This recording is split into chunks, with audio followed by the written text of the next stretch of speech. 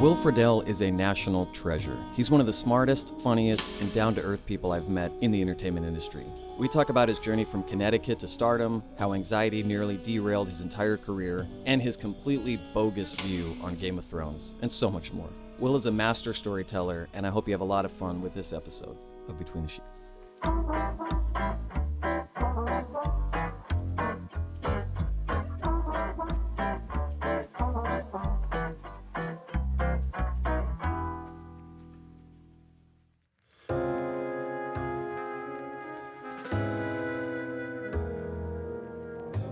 Thank you for joining me, Will Thank you Friedle. for having me, Brian. Foster. Today we're drinking an American trilogy, I like it. not an American tragedy. No, which is But good. this interview will turn into. It'll turn into one. I like the Christmas of the apple is very nice. It's kind of Christmassy. There's apple brandy, there's some Oh. rye whiskey, there's some orange bitters, there's some brown sugar syrup. It's like, Oh my God, that's wonderful. I'm gonna need the recipe for this. I I'm am. sorry, it's trademarked and copyrighted. I don't believe that for a second. It's not. For no other reason I don't than even you know would how have to- no idea how to trademark or copyright anything. You just going mine doesn't legally make it. I sent an anything. email to trademark@.gov and I haven't gotten anything back I don't yet. think that's what I don't it know is. why. I don't think that's how it works.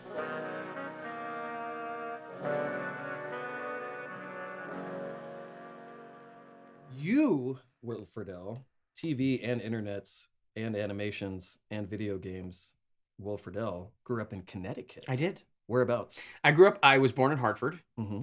And I grew up in a small town that is like 2 towns west of Hartford called Avon. Oh, wow.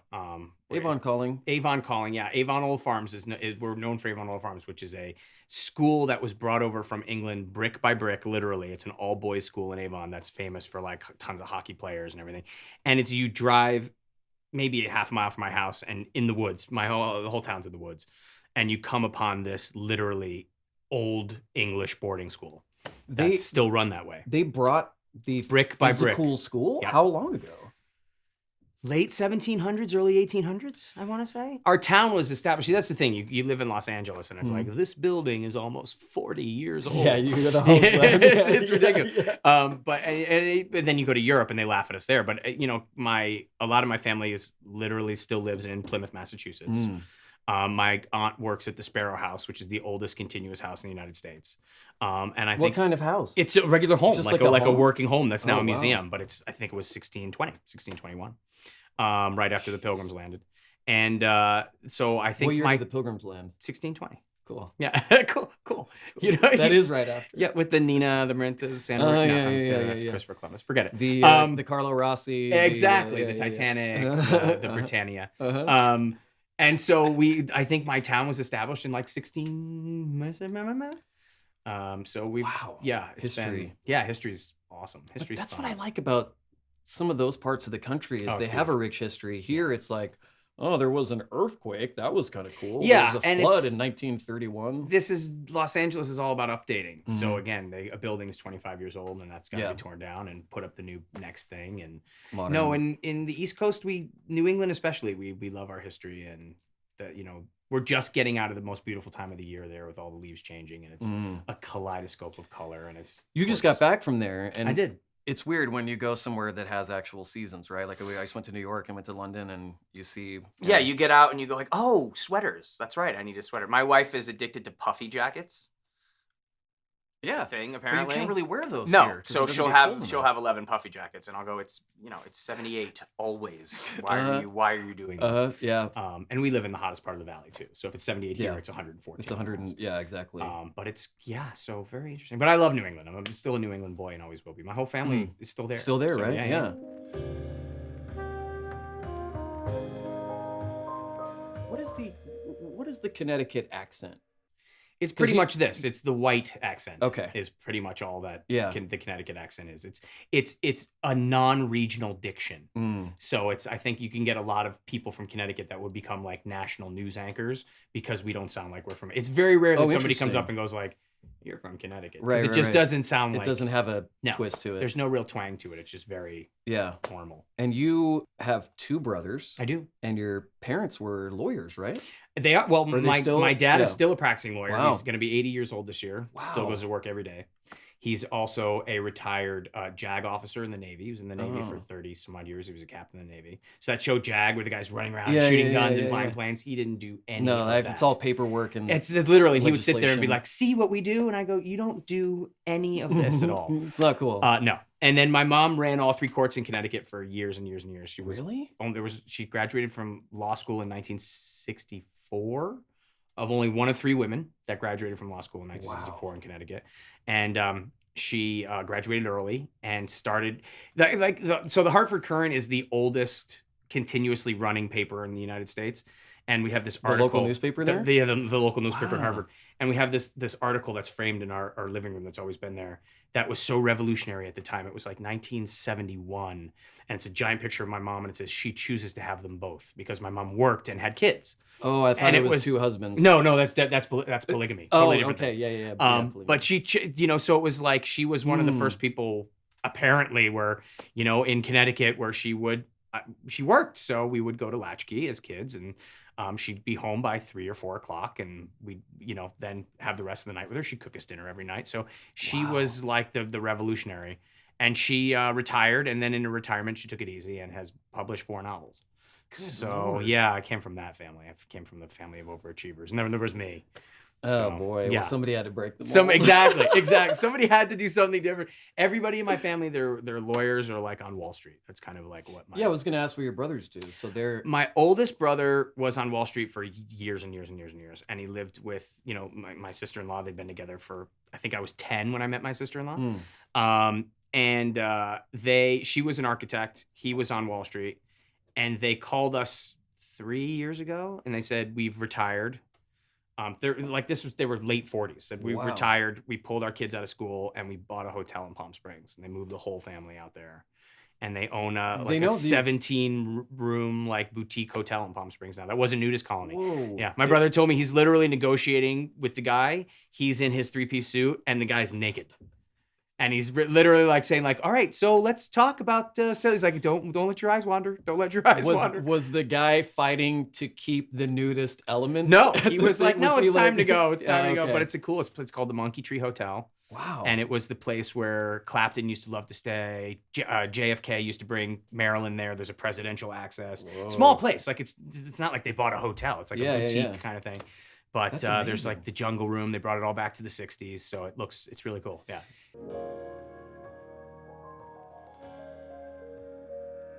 You're growing up in a family of lawyers and of people that are definitely Professionals. Yeah.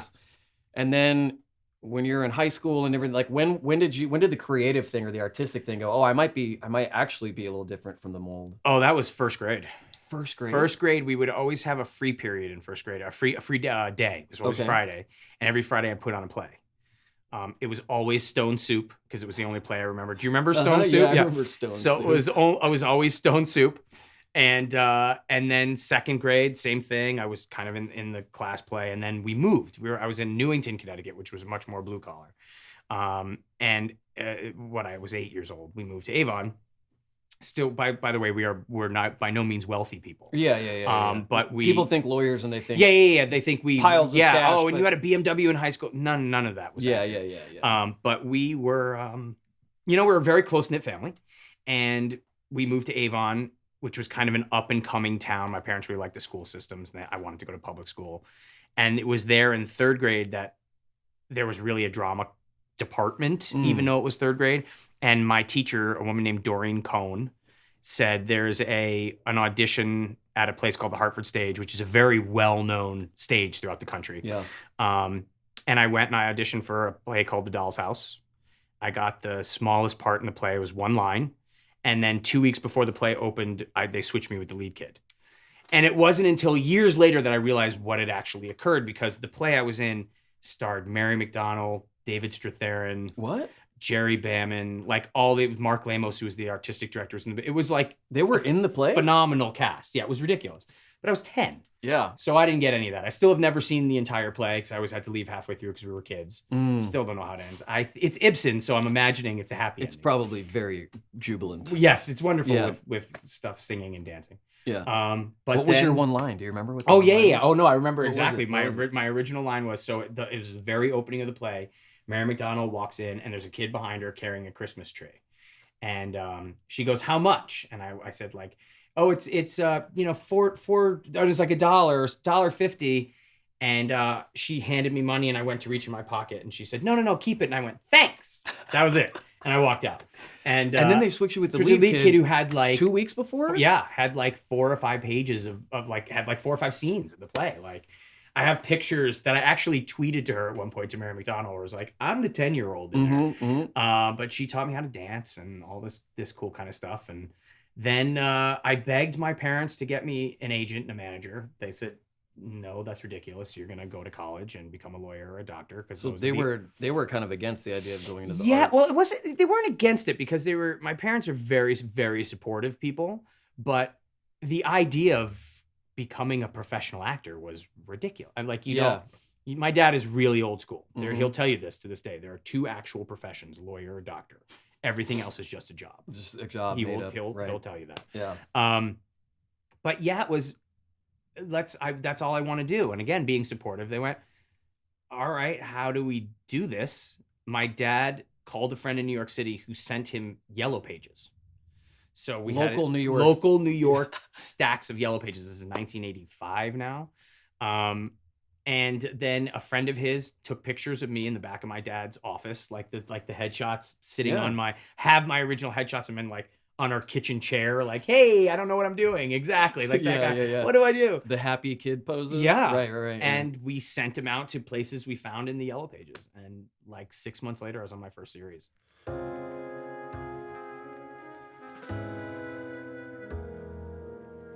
Someone called and said, "We love the look of this strange boy. Weirdly, yeah. Will you come? Hey, I don't know what you're doing, but come down."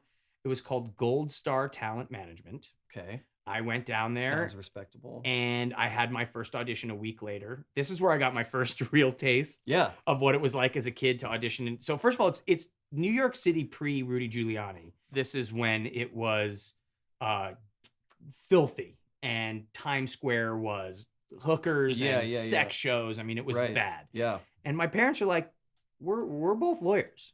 Like, we're working. So if you want to do this, we'll drop you off the bus in Farmington. You'll take a 3-hour bus ride down to New York City. You'll get off at Port Authority at 42nd Street in 1986. Your manager will meet you. You'll go to the audition. They'll put you back on the bus. We'll let you go once a week unless you have a call back. I was 11. Wow. 12. And there's times my manager wouldn't meet me. So I'm walking the city by myself at 12. Were you afraid? Never had a problem. Yeah, it doesn't sound like you. I didn't have a single problem. I knew all the homeless people in Port Authority, like literally to the point where I'd get off and I'd be like, "Break a leg today, Will," like that kind of stuff. It was awesome. Yeah. It was such Sorry you didn't get Blossom. Yeah, seriously. Such a grown-up experience though. Where it was just I was an adult. I had to be. I would go to the kiosk close, like right there. 12 years old, I'd buy cigarettes and porn because I could sell them to all my friends for twice as much money. Again, I'm 12. Sorry. This is where my head goes. And of course, there was never once a guy who went like, "You're 12. Yeah, I'm not going to sell you cigarettes and porn." That never happened. Uh-huh. But I look back and now as an adult, I tell my parents some of these stories and they're just going, how did we let you do any of this? It was their fault. It was crazy. Dropped you off at the nuts. But my first audition ever, I walk in and they had it was for a device called the Kawasaki One Man Jam. I'll never forget. And the theme was Kawasaki One, let the good times roll. I'm trying to picture what the device is. I didn't know what it was either until I got in there and they handed me a pair of drumsticks and said, "We're told you could play the drums." Okay. Yeah. So I'm sitting in my first audition ever. Next thing I know, with drumsticks in front of all these people, they press a button and music starts and they expect me to play the drums. How did they get the idea that you played drums? I think my agent probably told them I played drums at the time. Did you do a photo shoot with like fingerless gloves? It was look at this cool drummer. Like, God, that guy's amazing. It's just me with Neil Peart. No, it was because my agent at the time, my manager at the time, I had no special skills, so he just made up according to him, I rode horses, I did all these dialects, I was a musician apparently. So there I was like this. I went like this 3 times. They went, "Thank you," and I was back on the bus. And that was my first ever audition. Did they let you keep the drumsticks? No. They don't let us keep anything. But that was it. So that was my foray into the industry. That's so weird. Yeah, it was bizarre.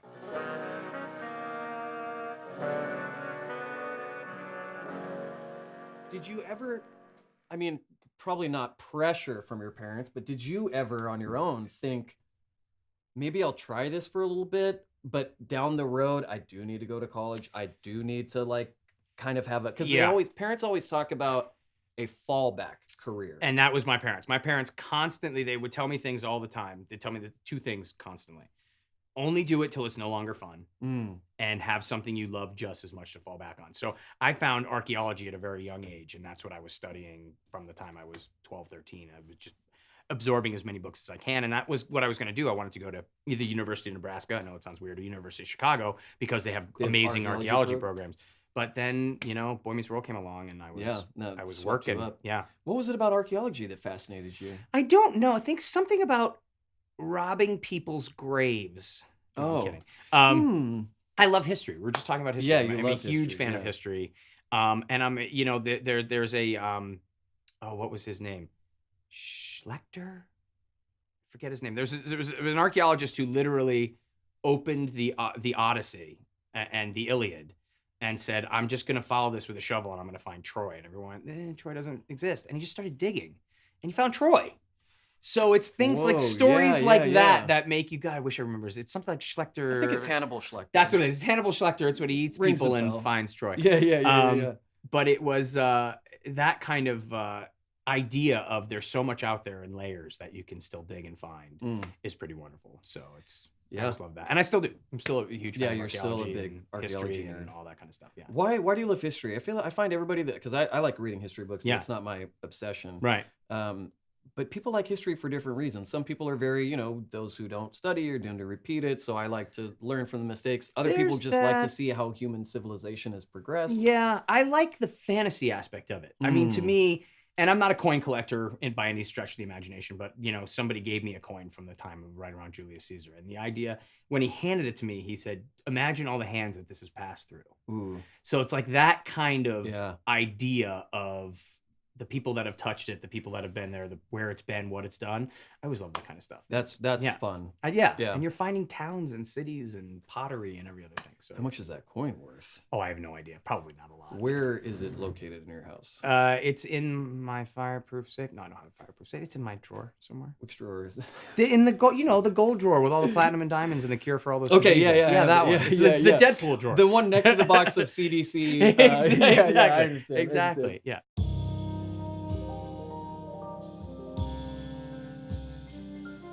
So then you're going to New York and you're auditioning for stuff, and then you're in high school, but then you ended up going to college, right? I did. Well, there's a couple funny things about that. I went to college for a little while. Yeah. But according to the Occidental, Occidental College is where you Occidental went for College. A little bit. Well, according to them, I never actually went to Occidental. You didn't? No. But if you go on their website, my nephew was starting college. He's now a junior, but when he was starting college, they were moving out here, and he was applying to Occidental and UCLA and all. He's a very smart kid, all these kind of things. And Occidental sent him the package, like the intro package, and I'm listed among the alumni of the thing. And Will Friedle says this about I think I was on the campus once to walk around. They just wanted to. But they now use me as if I'm there. So I tell people I'm going to let them do it for another 15 years, and then I want an honorary doctorate. Yes. Where I'm Dr. Will of whatever. And you can go make a speech. Exactly, in the fancy with the robe, thing, like with the robe Steven and all. Because I Spielberg have the robe. I bought myself one years ago. I just want to be able to use it. Why did you buy one? I'm kidding. Oh, I was why would I have in case that? people come over and they go, prove to me you're a doctor. Yes, got it here in the closet. No. So I went to a school in Burbank for like a semester. And I wrote a paper that would have gotten me a C in high school. That was literally an A+. And I went, I can't do this anymore. So I haven't gone back, but I will be going back eventually. You're going to go back to school? Yeah, sure. Do you honestly want to? I really do. Why? Because anybody who, not anybody, but I know a lot of people like myself who didn't study enough in middle school and high school, that then look back and go, God, I wish I could do that again, because I now love reading, I love learning, and I want to try it again. Yeah. So I want to go back and be able to really appreciate what I missed. And there's so many things I don't need to go take a math class. It's not going to do anything for me, but a cool, philosophy course or something, again, which will help me not at all in life. Yeah. would be really. I would enjoy being back in kind of an academic setting. Would be really cool. I often wonder, I love your opinion on this. I often wonder how developed a 15-year-old's mind is to be able to take in and retain the amount of different types of subjects that we teach in school. And then it's like, because I think back to high school, Yeah. now I obviously was experimenting with a lot of, I was helping a lot of pharmaceutical companies Okay, out with fair some enough. of their research at the time. So my memory's a little jogged. But I think back to a lot of that stuff and I go, man, when I have kids and I have to teach my kid anything, I don't know, hire a tutor, I guess, or something. Well, I mean, that's the question is, are you, I get that kids need structure and I get that kids need to learn. But you wonder how much you're cramming in that is actually necessary nowadays. But you've learned almost everything that you know from the extensive amount of reading that you do. Yeah, which again, I've done mostly as an adult. As an adult, right. And if there was something that sparked my interest in high school, I'll now go back and study it because I feel like I can retain it more. And there's such a difference, not only in retention level, but in being able to go back, being able to pull from it when you need to, being able to use it in your life experiences when you're enjoying what you're learning. So there's a lot of kids in school that are just if you're sitting there miserable, you're not going to retain it doing because you anything, don't care. No, you don't care. Yeah. And there's times where that's really detrimental. I mean, there's often times where math comes up in my life and I'm going, because I don't have that. A calculia is a real thing, by the way. A calculia is the inability to formulate arithmetic function. That's like a real thing in certain people's minds, and I can't. You can give me a 110-page script and give me an hour, and I'll have everybody's parts memorized. Give me 9 numbers, and I'm just numbers I don't do well with. I don't either. Yeah, it's just not the way my brain works. No, I get dates, numbers, all that stuff. That's why a lot of my hearings end up getting. Yeah, I don't. It's why you're wanted in like 7 states. It's because there's specific times you got to be there, Foster, and you're not there. Hey, I just found out what a bench warrant was like a month ago. Did you really? Yeah. Oh, that's because both your parents weren't lawyers. I had 3. Oh yeah, my parents were not lawyers. You did not have a bench warrant out for you. I've had a couple. I had like a fine. I had like a $9,000 ticket that I didn't pay for like 6 years. First of all, what do you get a ticket for $9,000 for? Not having insurance and then waiting 8 years to pay it. Okay, that'll do it. I think it was like a speeding ticket that turned into no proof of insurance. I think I talked shit to the cop. Oh, that's and then not good. So they gave me like the maximum penalties or whatever. I didn't know you when you were that person. No, I've very only known few, you very as few people. Super awesome Brian guy. Oh, thank you. With very few bench warrants. That's the Brian I know. There's only a couple people around that knew me from back in the day, and whenever they come around, my friends always just want to know all the stories. And they'll go, "Is this one true? Is this one? Oh yeah, I was there for that." Man. I wasn't that guy at all. I mean, the worst thing. Did you get in any trouble? No, never. I didn't start drinking until I was like 25. I was late to that too. Yeah, I smoked pot early, but that was they're finding out probably had a lot to do with my anxiety. Oh, interesting. Which was the self-medicating thing. Yeah. But I never cut class. Like literally never missed a class. I was that kid. I still didn't do well in school, but I didn't want to poke the bear. So. Stuff like that was important. No, it was more important to not disappoint my parents and get that call, hey, your kid cut class. Like that was the bigger thing to me. Yeah. But no, I was never in trouble. I was never that kid. I was like the nice, happy kid. And I was also working. Oh yeah, you were working. Yeah, I mean, when you start working at 11 or 12, and I lived in the city for 4 or 5 months when I was on my first series. Again, I'm 12 years old. And then, you're around adults the whole time. Going back and hanging out with 12 and 13-year-olds who are partying, or 15-year-olds that are partying, it just was boring to me. It's like, I've heard that from a lot of people that grew up young in this business. I mean, when I started Boy Meets World, I had my own apartment in Los Angeles. You know, I was doing my laundry, I was cooking my meals. To then go back to senior high school parties was like, I felt like I just was older and didn't belong with everybody. So it was weird. You got to wait then for everybody to catch up with you. Like, oh, you're there now at 26. That's good. Do you have any friends from back in the day? I do, sure. Still not many, from, like, high school, not many, but there's 1 or 2 that have been friends with me through everything. That are still there. Around, and those are the ones you always want to hold on to. So completely, those are the good ones. Yeah, but yeah, sure, definitely still some friends in Connecticut, and reacquainting myself with some of the people that are back there too. Every time I go back, it's like, oh yeah, I remember you, because social media now, it's all these, you can connect to people. Yeah, with people. It's like, oh my God, I knew you in 8th grade, like that kind of thing. So yeah.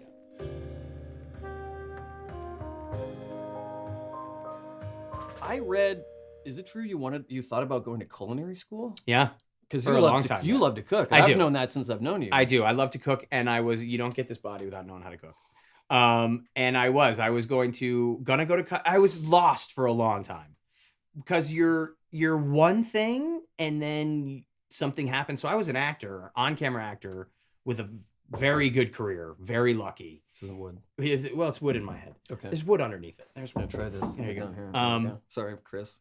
And that's what I was gonna do. I mean, that's all. Yeah. Boy Meets World was wrapping up. I had 2 different hold deals with ABC to do my own show. I was ready to move on, and the anxiety hit me. Right. Yeah. And that just kicks you in the butt, and you go anybody who's dealt with it knows that you're going one way, and in a split second, your life is thrown way off course. So that's really when I threw myself into voiceover.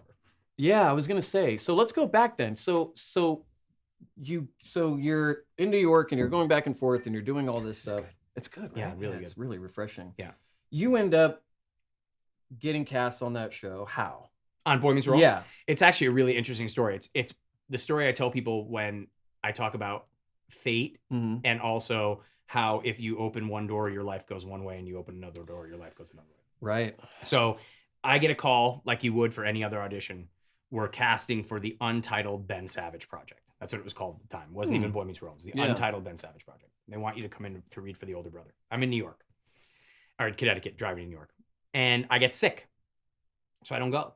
And they cast it with somebody else. They went and shot the pilot. Another kid on the pilot, another older brother. Yeah. And the kid was fine, but he was like only an inch taller than Ben, who was 11 at the time. Oh. And they wanted him to be the older brother. So they said, we're going to recast. So I went, read again. They flew me out to Los Angeles. I read here. How old were you? 16. 16, okay. My dad came out with me for the screen test. And he said, I walked out and I literally went like this to my dad. I went, like it was bad. So I bombed it. Oh, dude. But going back really quick. Yeah. So I'm here a year before. They're shooting another show called Almost Home. So Michael Jacobs, who created Boy Meets World, created another show called The Torkelsons. Okay. So The Torkelsons was then spitting off into a bigger show called Almost Home. So there's an older brother on that show, and it comes down to 3 people to screen test. Myself, Shiloh Strong. Oh, yeah. Who's our D&D buddy, Ryder Strong's older brother. Yeah. And Jason Marsden. Oh, wow. Was my best friend. I was going to say, one of your years and years and years. So Jason gets that show.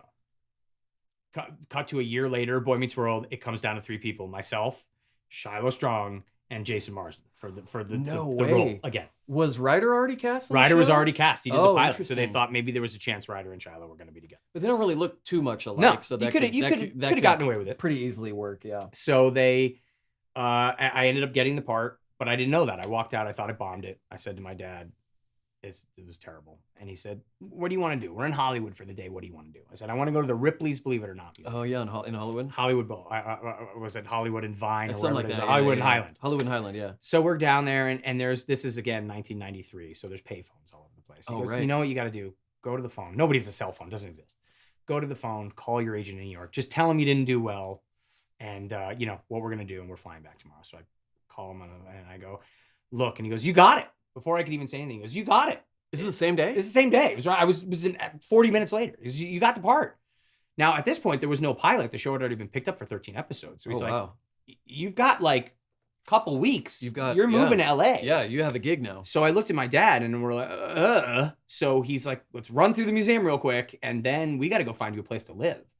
So at the time, and I think it's still here, there's a place called the Oakwood Apartments. Yeah. That's which is on Barham Boulevard in Burbank. It is only young actors and divorced men. It's the only people that live at the Oakwood apartment.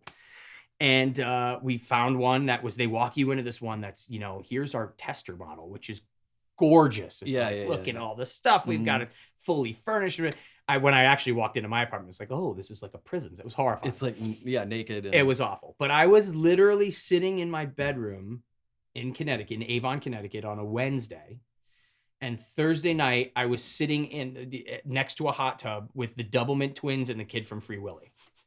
And I went, what the hell just happened to my life? It was the most surreal thing. And I was like, I got to drive myself to work tomorrow. And there was my first table read. It was so freaking bizarre. It was literally just like, there's a kid from Free Willy. Yeah. Wait, who was the kid from, what was the kid's I forget his name. Willy? He was nice to me. I forget his name. It was just so weird that my entire life had changed that fast. And then everyone assumed we did 13. Great. It's a little kid show. Let's see what happens. You know, maybe we'll do. Then we got picked up for 22. Oh my God, that's awesome. You're on for 7 years. Yeah, 158 episodes Something or like something that. like that. Yeah.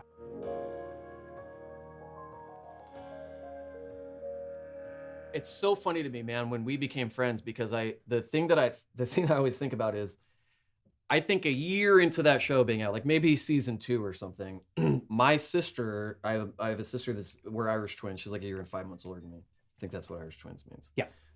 Within 18 months. Oh, okay. Yeah. Cool. Yeah. My mom was like, ooh, she's a disappointment. We better have another one right Smart. away. That's why So I tell my people- parents had me. Yeah, Same exactly. thing, Yeah. Because you're the youngest too, right? I am by years. And Cool, it's man. because Cool. I always say, my brothers say it was an accident. I say it's because God wanted to get one of them right. So it is what it is. But see, neither of my sisters do anything in the arts either, and neither do my parents. Okay. But there's something about, and there's a lot of people who the youngest of the family ends up Takes a being different sort of route. drawn Yeah, to yeah, that yeah, thing. yeah. I think they watch Yeah. everything. But I was going to say, my sister in high school had one wall of her bedroom was completely covered in you, and the guy from Dr. Quinn, Medicine Woman, with the long hair. What a weird. Chad Allen. Sure, yeah. Yeah. Just flowy, like Yeah. mountain man, and then you had Will, who was like, Well, I'm glad that I made your sister's wall.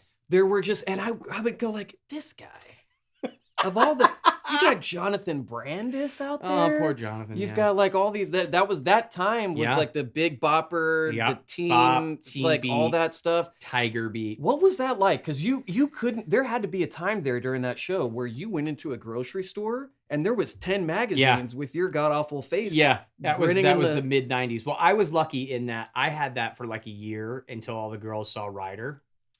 And then Yeah. Ryder took over as being like the Tiger Beat He is very centerfold guy. handsome. Oh, he's dreamy. Yeah, He's totally he's dreamy. a dreamy boy. But the weirdest part was having to go back to Avon, Connecticut to our little store, where all the kids used to hang out, like all the high school kids used to hang out. And you'd walk in and there would be literally right next to where you checked out is all the Tiger Beats and Teen Beats. Yeah. And I'm trying to be like, I just want to please, because I hated high school. The people, I didn't get along with people. They didn't get along with me. It was horrible. Like I was home with my parents every Friday night. I had no friends. It was terrible. Really? Why didn't God, you I get hated along it. with people? I thought I got along with people, but people just didn't like me for some reason. I don't know what it is. Well, you're very smart, and I think that no, I think you are. At least you come across smart, and that's That where might you be- win. maybe it's I that's where pose. you win. Is Maybe that it's I you pose. posture yourself. Yeah. But I do know that it can be, especially if you're younger and you're somebody that's reading a lot of stuff that those kids weren't reading. Yeah. You were, the things that interest you were not really shared interests with those people. It's true. I also think people are like, "Oh, you're a young actor. That must be awesome." When you're a kid, anything that makes you different is bad. Mm. It's just the way it was. And the thing that made it even worse was that coming back, especially now when I talk, so I couldn't get a date for my senior prom. I was on a national television show. I couldn't get a date for my senior prom, so I didn't go. Well, yeah. It was awful. I would like let it slip in school, like, oh, there's a party this weekend, maybe I'll go, and I'll get a phone call from somebody going, you don't come to the party, you're not invited. Really? Yeah, it was bad. No, high school's bad for me. So I'll go back now and meet kids, and now because I became somebody, they've changed the history to now I was friends with them the whole time in high school. Oh, of course. I was at all those parties. Don't you remember, man, dude? And I was like, Will was no. so trash that night. Yeah, You didn't even drink, I was like, like, no, I yeah. wasn't there. They're like, no, dude, you were there. Yeah, you It were was there. you and me that whole night. Like Yeah, all of a yeah. sudden now we're like the greatest friends. That's We were really in when I was history. like, Yeah. that pissed me off more than anything else. Do you feel that rejection drove you more to go into the business? I do. Because I want to talk, we're going to get into your anxiety thing pretty Yeah. soon, but I'm starting to see, Oh, I'm it starting was. to see a recipe for that anxiety disaster. It to was happen. certainly anybody who deals with high school being tough where you're not the popular, because again, especially in a small town, most of the kids I went to high school with are kids you grew up with. Yeah. I mean, my graduating class, there was 98 people, my graduating class. Our entire small. school had less than 500. Wow. So yeah, our graduation took like 47 minutes. So these are people that you ebb and flow with through your you have relationships, your best friends in 8th grade, and then you don't like and high school starts and you find your clique. And I was kind of like that guy I was the rover. Like I was kind of friends with this group and kind of friends with that group, but I wasn't really a stoner and I wasn't really a sports guy and You I weren't a wasn't really a skater, skater yeah. and I wasn't really an emo. I mean, that kind of stuff. So it was it was that kind of thing where I just never had a group. Yeah. And then they also would go back and go like, well, you're never there. You were always acting. You were never there. And I'll go, I missed 6 months of senior year. That's it. Oh, And they'll because go, no, you didn't. was... No, dude, come on. You were gone the whole time. I was either gone the whole time or at every party. So they've rewritten history to be okay to me now. Yeah. And it was like, I wasn't bullied, really. It was just kind of ignored, which is almost a different kind of level of crap in high school. It wasn't that we hate Will. It's that Will just doesn't matter. Yeah, that's kind of exactly. It's like they always say the opposite of love is not hate, it's indifference. Yeah. It was that kind of thing where you're just kind of like, because if you hate somebody, you still have the emotion toward them. Yeah. I fucking hate you. Yeah. Where it's other than indifference, it's just like, yeah, you're just vanilla. kind of whatever. You're just not there. That's kind of what it was in high school until I became somebody, and then I was the popular guy. So when you went back to town, things were different. Oh, then I was invited to every party, and then it's arms around. Remember that time we? It was a lot of remember that time we. But did you go, oh, well, I don't care that these people are only interested in me because of this corollary thing. I actually just want to be accepted and feel that? Or were you did you see through it and went, like, I started to do that, where it was like, that's all I've ever wanted was to be part of the cool club, and now I am. And then I was kind of like, that was the again thing where it's like, no, I have my own apartment and my own, I'm done with this. You're grown up. You outgrew everybody. And I had friends in LA, and I had my own life here, and I was never a part, like, I've been in LA 25 years. I don't think I've ever been to a club. So I was never like a club guy. We just had your group of friends, and you'd go hang out, you go bowling, you go to eat dinner. I mean, whatever it was, but they were real. And I didn't have that in high school.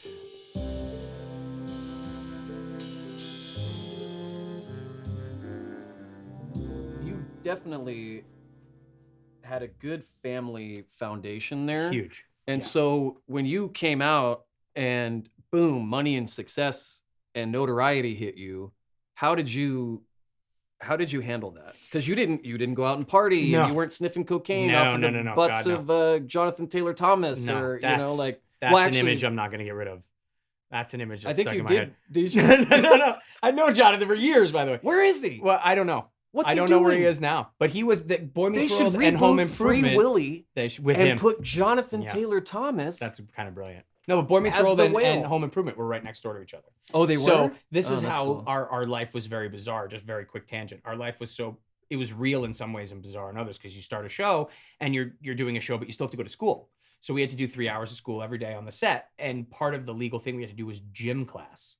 So we would play touch football or basketball with the Home Improvement kids every day. That was our gym. Oh, so it was like super surreal. Would Wilson always hold the basketball in front of his face? No, but it was like all of a sudden, you're having a normal day at work, and then Jonathan throws an elbow, and it's like, dude, what the? So it was a very odd lifestyle. For people that don't know, if you're under 18 years old, you have to emancipated, or not emancipated, because like Ashley got emancipated. Yeah, a lot of. But a lot of that was so that it's just financial work-related stuff. Sure. Yeah. But like you have to have a tutor on set, 3 hours or a parent, or both, or something like that. 3 hours a day. 3 hours a day. You're in school, and people always go, oh yeah, set school like that. Yeah, that's. I'm sure it was real hard. My grades went from like maybe a C, because I just didn't care in high school, to I graduated highest honors.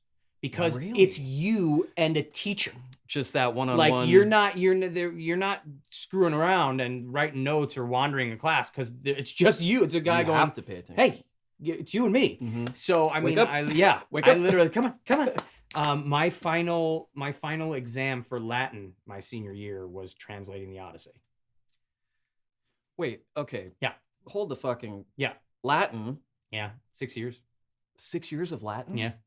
I wanted to be an archaeologist. Oh yeah. Yeah. Do you still know a lot of God, no. None of it. None of it. I used to tell. E pluribus unum. Oh, man, I used to tell people I always wanted to learn Latin, and that would be such a cool. And everybody goes, "Why?" That was my thing, but I had an answer to you? why, which is like I want to be an archaeologist. Archaeology. But if I could go back, especially living in Los Angeles, and change it to Spanish, that would have been the greatest thing in the world. Yeah. 6 years of Spanish would have been great. Yeah. I could use that all the time. Latin, I told people I wanted to write a Latin soap opera. Did you? Until I found out that they weren't in Latin. That's not okay. E pluribus unum. That's how it would be. That was very cool. Yeah, I can see it was Sabado something. Exactly. Yeah, poetae, feminine. That's what I remember that.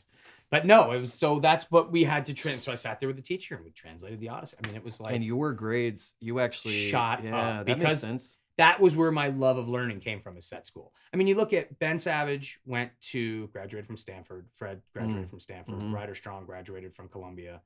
I mean, it's like people go, oh, you just get in because you're famous. No, you get in because it shows the difference of being one kid in the classroom, you know, in the inner city. They talk about how kids aren't being educated. It's because they have one teacher and there's 40 kids in the class. Yeah. You know, you get one-on-one education for 3 hours a day. You either are forced to learn and you hate it, or you find the joy and the love of learning, which I did. And then it was just like, I just get to be taught for 3 hours a day. I've heard that 50-50 from people that grew up in the business. Oh, they love it or they hate it. Thing that the teacher was like the worst because to them, it was like, I don't need school. I'm already working. Right. I have a career already. Yeah. So this thing is just forced on me by law. And like anywhere else in the world, by the way, like public school, like anything else, it always comes down to the teacher. Because you have a great teacher. We had several teachers, to the point where when they did Girl Meets World, they brought the same teachers back. Oh, really? For the kids there. Oh, that's cool. That's my really special. teacher, a man named David Combs, was a set teacher on Wonder Years, all that stuff. And before that, he was the personal teacher to the kids of the show of Iran. Like, he lived in the palace. Really? Yeah. So this was a guy who spoke 6 languages. He did, and that was the guy where you'd sit there and he was teaching you every day for 3 who hours. wouldn't want to? It was sick. Yeah, it was sick. And my grades shot up because of, learning. Oh, fun. It's going to be enjoyable. And oh, wow, this is really cool. It was great. So you already you were already a studious person because of your interests. Yeah, just because of reading and archaeology. That's all I wanted to do was just read fantasy novels. Wow. I could have just read, before I realized how horribly sexist they were, Piers Anthony all day. I know, yeah. Or that kind of stuff. Or it's, choose your own adventure books. I used to love those as a kid. But it all started with Lynn Reed Banks, 3rd grade, with Indian in the Cupboard, which is one of the greatest books of all time. Classics. Phenomenal. But it was so it was. School was important to me at that point. Yeah. But it was going home was always much more difficult, and I just wanted to get back to. You wanted to come back to LA and just be back with your people. Yeah, and I loved working, and I loved being on set, and I loved being in front of the audience, and that was my life. It was phenomenal.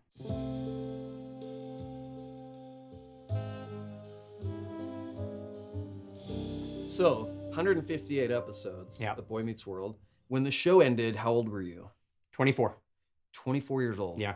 And immediately you got development deal. Like, you got deals. Oh yeah, no, I started immediately. I signed a deal with Disney. Disney, right. Okay. I signed a big deal with Disney, and I rolled right into another show with Andy Dick. Oh wow. Andy Dick and Kieran Culkin. Oh wow. Yeah. I like to play the older brother to all of the young kids with really famous families. So it was like Ben Savage, Matthew Lawrence, and Kieran Culkin. So I hit the Culkins, the Lawrences, and the Savages. Yeah. In a small time span. Yeah. But yeah, I did 6 episodes of a show called Go Fish, which was not it wasn't good. And then rolled right into there to another show on the now defunct UPN network. Right. Called Random Years. And I booked Random Years. Like they said, we want to put you on this show. Yeah, there was a conflict. There was, What was that? That was what was the other network? UPN. There was something else. WGN. WB. Or WB. Yeah. WB was doing another show they wanted me to do. So I was on Random Years, but they said we don't think we're going to do it because Les Moonves, I think, had 2 shows that he brought over. And one of them was Random Years, and then Les Moonves left. So they said, we're probably not going to do the shows that he brought. So I got cast in a show called Off Center. And they were, went and did the announcements and all that stuff like that. And then UPN heard that I was now on another network and was going to do a show. So they picked up my contract just to burn off the episodes just so I couldn't go to WB.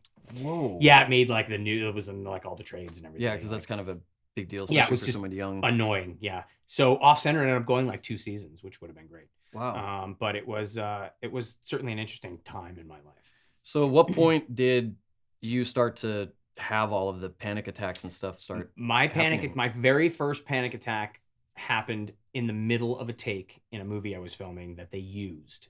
So I can actually watch the movie and go, first anxiety attack. I did a movie for Disney called H-E Double Hockey Sticks.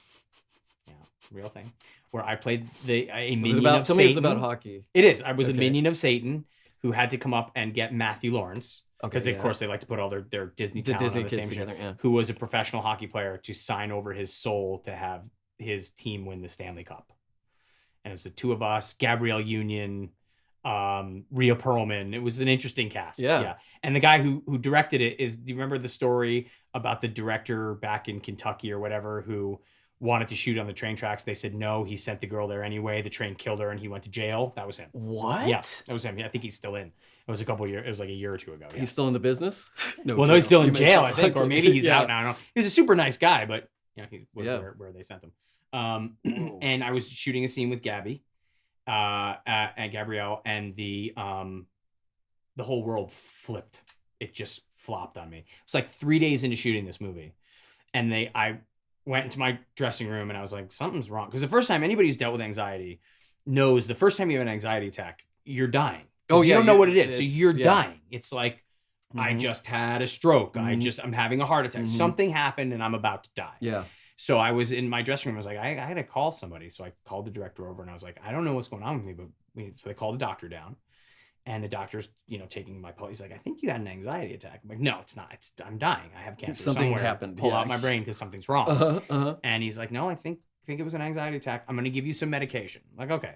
So he gave me 4 1 milligram Ativan pills for the month of shooting. I had 4 pills. Okay.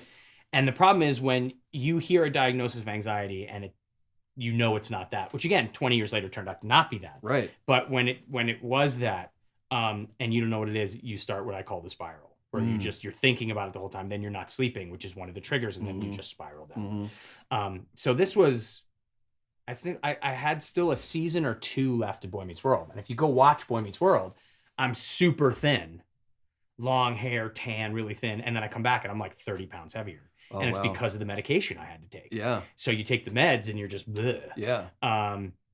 So yeah, people always say like, Eric changed a little bit. It's like, yeah, because the actor was freaking out. Yeah. But it was the thing that I loved more than anything was being in front of the audience. And that suddenly became the most terrifying thing in the world. So yeah, how would that anxiety manifest itself? What were you? The way it always does, the world would spin for me. A lot of it was visual. You get the heart palpitations, the cold sweats, and then just the sheer terror. It was just like, when you read more about it and you learn more about it and you figure out what it is, it turns out to just be a very small tick in your fight or flight response. Right. But all of a sudden, you are just hit with abject terror for no reason. Was there certain situations that you would be in that would trigger that for you? And the problem is when you become an old hat now at anxiety, you know what your triggers are, and you either avoid them or you go, look, I'm going to have an anxiety attack. I'm going to knock it out as fast as I can. It's just the way it's going to be.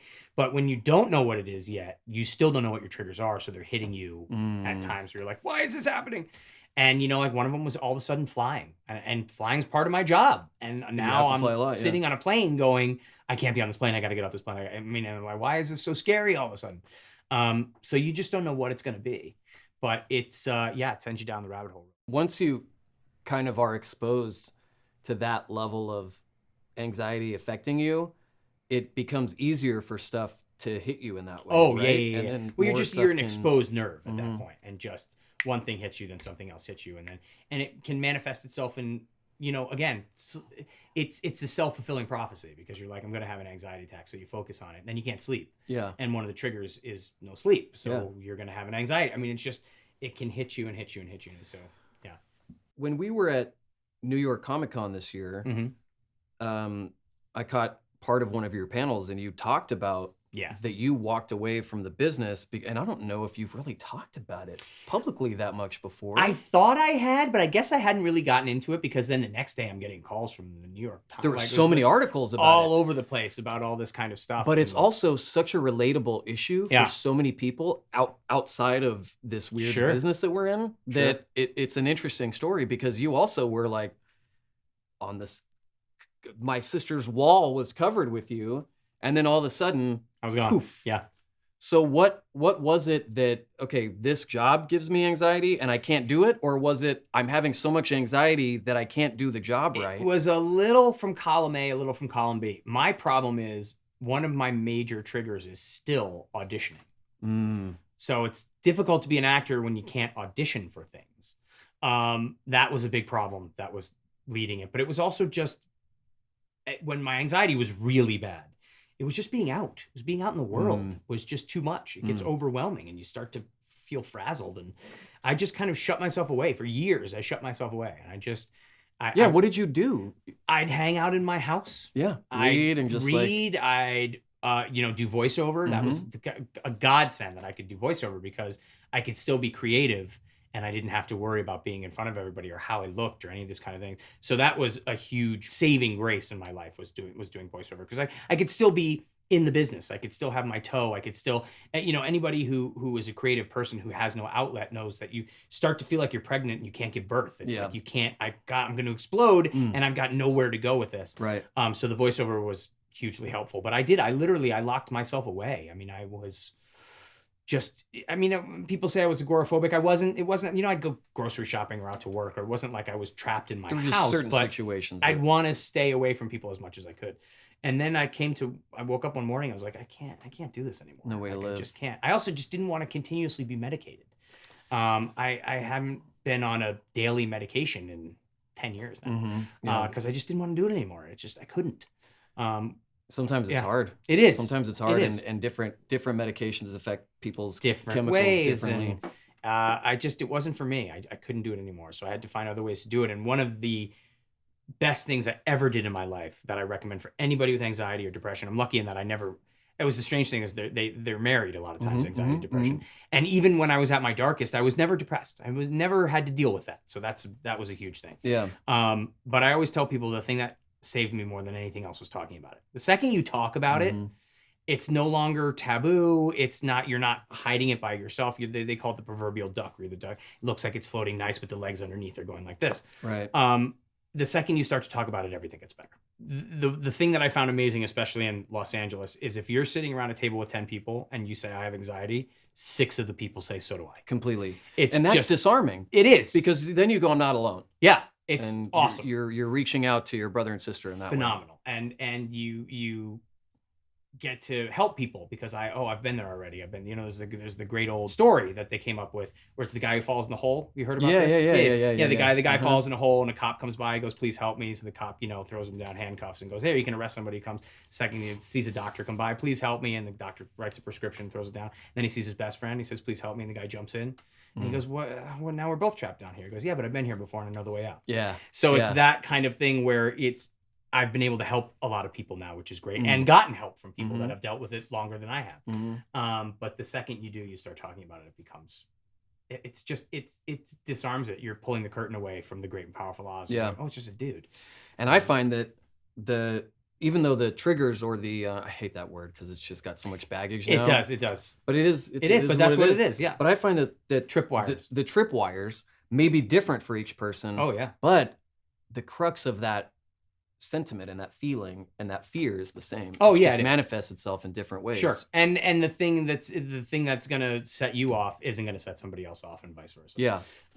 But it's just, and then I realized it was just something that I dealt with. And I woke up one morning and I was like, this is going to rule me for the rest of my life, or it's not. And I've got to make that decision now. Yeah. And I did. And for lack of a better term, you get up off the mat. This was 10 years ago, maybe. And then it was, things just got better, slowly got better. My relationships got better. I was back with friends again. I was enjoying the world again. I was getting in shape again. I was doing, the things I had to do, which then opens you up to new possibilities. And again, I met my wife. We'd known each other for 18 years, but we re-met in that kind of capacity. Yeah. And I never would have been open to that years before. And then when our relationship really started to take off, she really then supports me. And then you got to try this, and then you should try a convention, and then you're out with people, and then now you're looking forward to it again. And now I'm getting the old feeling, and the anxiety's still there. It's not like people are like, hey, you conquered it. That's not how it works. It's always going to be there. But now it's like, anxiety attack. Don't worry about it. Right, I have the tools. I have the tools to handle it. I know that it's not the end of the world. I know it's going to happen. It's not like, oh my God, what is this? Oh, I know what this is. It's going to be gone in 30 seconds. And now it's just annoying more than anything else. It's that little cat nipping at your heels where eventually you just go, get the hell away from me. Yeah, you eventually just shoot it with the BB gun. Well, that's another kind of weird way to go about it there, serial psycho killer. But no, so it became a whole thing. And then there was talk of, do you want to get back on camera? I don't know if I want to do that. And then Girl Meets World happened. And Michael Irresistible. Jacobs. Well, it wasn't only that. He called and he said, if you're ever going to come back, there's no better way. It's the same crew, the same cast, the same writers, the same set school teacher. It was like going home again. Yeah. So that was And to a place that just amazing. meant a lot to you. Yeah. And people that meant a lot to you because you're Huge. still so close with everybody from the show to this I day. am, and it was really important. And I wanted to be there for the next generation. I wanted to be there for the kids that were on Girl Meets World. The kids were phenomenal, and I wanted to be there for them as well. And I was standing backstage and heard the audience going nuts, and I got that feeling again. It was good, but it was the good anxiety. Yeah, it was that like kind the of anticipation. great. It's like that amazing feeling. And I ran out and I, got a standing ovation. I looked over and I just saw my wife bawling. Oh, wow. And it was one of those things where it was Yeah. so special. And then I did a whole bunch of episodes again. And then I'm doing more things on camera, more things. Now I'm getting calls, and now I have all these people whispering in my ear. And for the first time in a long time, I'm listening. So it's fun. There's some fun stuff happening.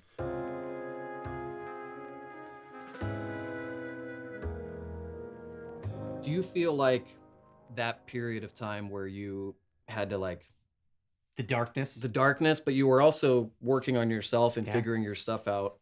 When it did come time to come back onto camera, sure you're still gonna have anxiety and sure Yeah. you're still gonna have all that stuff. But did it feel like you had better tools? You knew that if something happened, it wasn't gonna be the end of the world. Absolutely. Yeah. You could still work. It's so cliche, but you have to find yourself. I mean, you have to, and I had to. You either lose yourself in the abyss, or you find that's some how you kind find of it. strength inside yourself.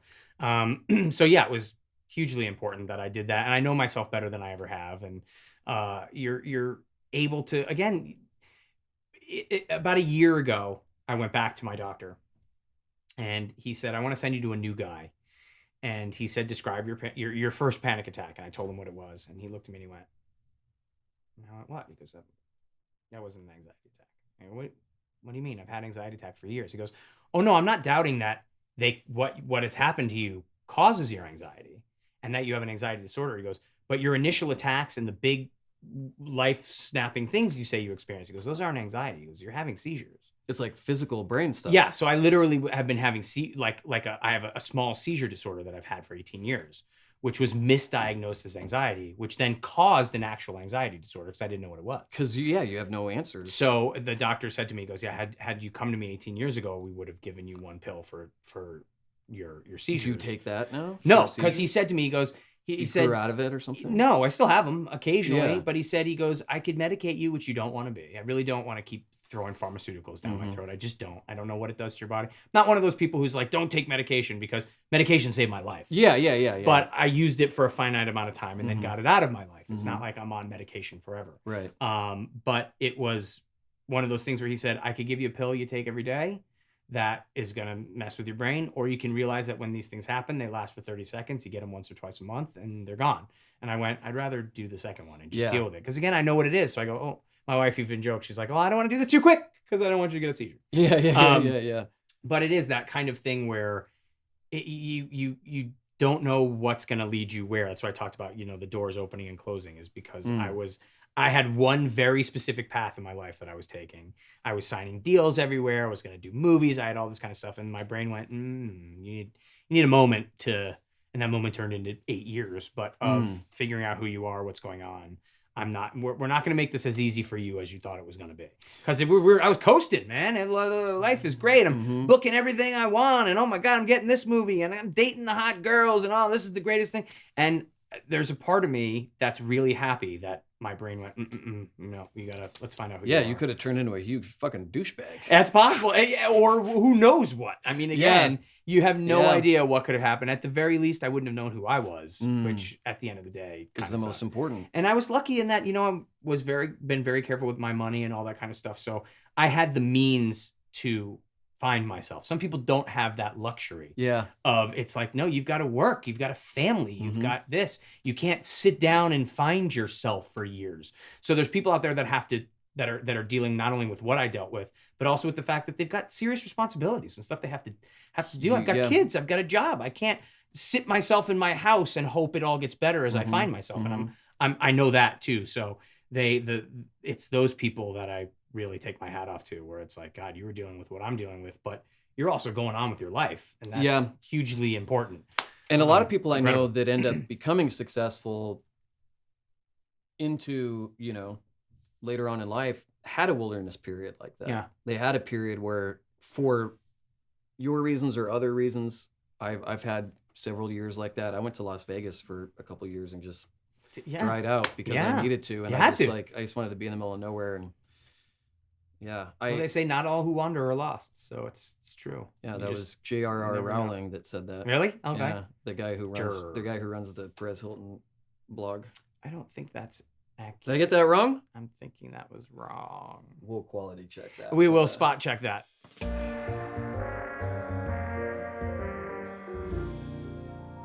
In the midst of that time, you end up getting into voiceover, like you mentioned. How? They were casting for a show called Batman Beyond. Yeah. And the Andrea Romano, who we were talking about before, who's the legend in the of industry. voiceover directing. So Bruce Timm, who was a producer of the show, and produced Batman the Animated Series, which is, in my opinion, the greatest animated series of all time. I agree. Bar none. Everybody else is just playing for second. Bruce's wife was a Boy Meets World fan and said, "You're casting for young Batman. You should bring this guy in to read young Batman." And I read for it and I got it, and it was. And you said in an interview one time that Kevin Conroy really helped you. Completely took me under his wing. Yeah, Kevin's an amazing man. He is, yeah. And it was just little things, sit back, roll your shoulders, open up your diaphragm. You want to attack the microphone this way. He really helped me out. And then, a year or two later, I'm literally sitting in between Kevin Conroy and Mark Hamill, just like looking between going, how the hell, don't say anything because they're going to fucking kick you out. You don't belong here. And that was the thing that one of the things Andrea does better than anybody else, or almost better than anybody else, is her casting. You never knew who was going to be in the room with you. And there was always 15 people in there. It was never like, you're never recording by yourself. Solo sessions, yeah. And it was just, God, Mark Hamill. And the list goes on and on and on. Yeah. It was unfreaking real. And that was my first ever That's voiceover crazy. gig. It was. It was like, I always tell people, I liken it to an on-camera actor, somebody going up to you going, "Oh, you've never done on-camera before ever in your life? Okay, you're now the lead in a Steven Spielberg film." Where it's just, you've got the best of the best. And I'm going, what do I do? I don't belong here. I mean, it was incredible. So you booked this gig, Batman Beyond, and it's your first sort of real steady kind of entertainment type thing since you had your time off and everything else. No, actually it wasn't. See, people don't know, I was doing Batman Beyond and Boy Meets World at the same time. Batman Beyond was on that long ago? We started Batman Beyond in 1997. Oh, wow. And then, Boy Meets World ran till what, 2000? 2000. So that was the thing. So people think I'm joking when I say this is the God's honest truth. Thursday morning, I went and recorded my last Batman Beyond, and Thursday night I drove and shot my last Boy Meets World. They ended at the same time? Both series ended on the same day. Were you so sad? It was one of those, it was so overwhelming. The man who, I wish I knew his name, I'm blanking on his name, but the man, he played the awesome bad guy in RoboCop and was the father on That 70s Show. It's like JJ yeah, I know what you're talking about. Red, something, whatever. I forget where he played Red, but I forget his name. I know him, yeah. He was sitting next to me for the last episode of Batman Beyond, and he was very nice. We were talking, and he said, "You all right?" I'm like, "Yeah, I'm doing Batman." So I'm going to. He said, "You have 2 long-running series ending on the same day." I said, "Yeah." And in the middle of the session, he stood up and lifted me up and gave me a hug. Oh, like, wow. It was the nicest. He knew because it was amazing. So both shows ended on the same day. Wow. Yeah. Did you worry that anxiety would cross over into voiceover, and then you'd be like, "I have nothing now. I can't do anything"? I don't think my brain would allow me to do that, because it was already like, at the time you get into that woe is me kind of thing, and it was like, you've already taken on camera from me. You can't take this too, and I don't think my brain would allow me to kind of do that. No, so and then your fight or flight kicks in. It was, but the last thing I did on camera. The last thing that happened on camera was there was a long running show. I won't say what it was because it went for a long time and it's not fair to the actor who did it. But I was offered a long running television show, the lead in a long run. It went for 7 years after Boy Meets World. And I was having an anxiety attack in my backyard. So I went to the audition. It was the last audition I went to. I had a panic attack in the middle and I wasn't thinking, and I left my cell phone number there. Oh. And I walked out. And the producer called me on my cell phone, and I didn't know the number. I picked it up. "Hello. Hey, this is..." That is how you answer. Yeah, hello. This is TV is Will Friedle hello, here. yeah, it's Will Friedle from the 1940s. I'd like the nuclear codes, please. That'd be great. Yeah. It's KL54164. And I called you? said, hello, and they said who they were, and I instantly shot into a panic attack. And they went, we'd like you to come in tomorrow. For a callback? For the final screen test. And I went, I'm in Mexico, because I was freaking out. So I was like, lied? I can't let them think that I'm here, Yeah, because yeah, then I yeah. have no excuse for not going in. So I was in my backyard. I'm like, I'm not gonna be able to make it. Sorry.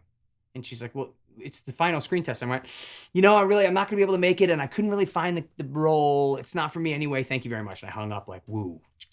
Yeah. And 15 minutes later, my agent called. Said, what? And I went, yeah, man. You Decided said to run come down and grab some sneakers. Yeah, like what? I got nothing at this point, but Yeah. I'm freaking out. And I'm like, yeah, I'm sorry, I can't come in. And they're like, well, let me call you right back. Phone rings again, and it's the producer again. All right, so I got you out of the screen test. The role's yours. All you got to do is come in tomorrow. You're gonna get fitted, do the table read. I'm sorry, I can't do it. Can't come back. Can't do it. That was the last thing I did in the industry. It went for 7 years. Wow. So I lied, and it's the last time the anxiety just cut the legs out from under me. And and I think about what it cost me, and I go back and I go, I just needed to do that. You needed to do that. It's only the second time I've ever told that story, because it was Really? Yeah, well, because I didn't. It's also, I don't want anybody to dig into what it is. Yeah, and you don't want to because poop on the actor. no, because the that's actor they like- got was yeah. great and Yeah, yeah, deserved yeah. the role. Yeah. And I'm sure in the long run did much better than I ever could have Yeah. with it. But it was one of those things where I was offered a long running show, the lead in the show. Said no, I'm not going to do it. And that was it. That was the last thing I did. So certainly been an interesting run with the anxiety. Yeah.